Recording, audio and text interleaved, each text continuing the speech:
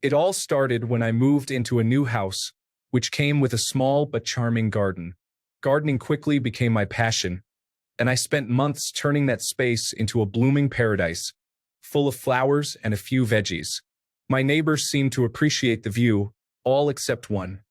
Let's call him Grumpy Greg. Grumpy Greg was the kind of guy who took too much pride in his perfectly manicured lawn, the type that looks more like a golf course than a yard. He despised my garden, calling it untidy and an eyesore that attracted pests.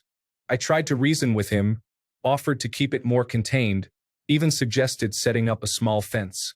But no, Greg wanted it gone. One morning, I woke up to find most of my garden destroyed.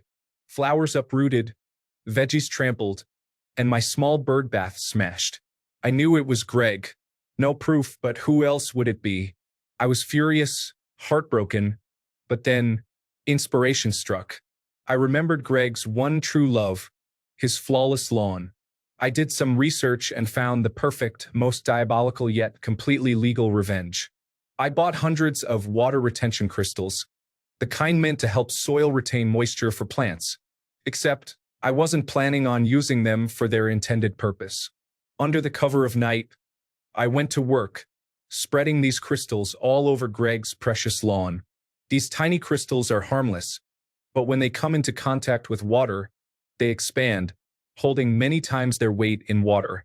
And wouldn't you know, the forecast predicted a week of heavy rain starting the next day. The rain came and the crystals did their job too well. Greg's perfect lawn transformed into a squishy, waterlogged mess. Every step taken on the grass felt like stepping on a waterbed. The lawn mower got stuck, and the yard had become the neighborhood's newest swamp. Greg was livid, blaming everyone and everything for his misfortune but couldn't prove a thing. It took weeks for the effects to wear off, and by then, his lawn never truly recovered. In the meantime, I rebuilt my garden even better than before. Neighbors who learned about the ordeal and Greg's role in destroying my garden came to help, bringing plants, seeds, and even a new bird bath. My garden became a symbol of the community, a place where neighbors would stop by to chat and admire the flowers. As for Greg, he became a lot less grumpy, especially after I casually mentioned how unpredictable gardening can be and how it's important to have good relationships with your neighbors. He got the message loud and clear. Of all the things that didn't happen, this didn't happen the most. If someone did that much damage to your garden, you would definitely wake up. It would actually take a lot of time. Plus, smashing a bird bath is noisy. Water retention crystals are real, but all they do is slowly release water over time.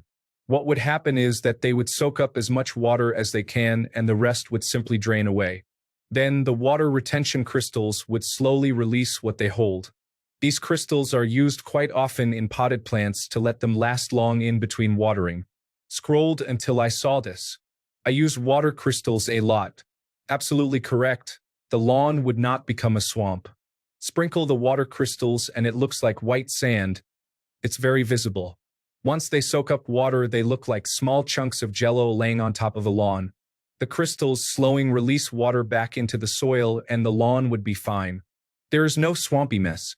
That's why people use them to help water indoor and outdoor potted plants.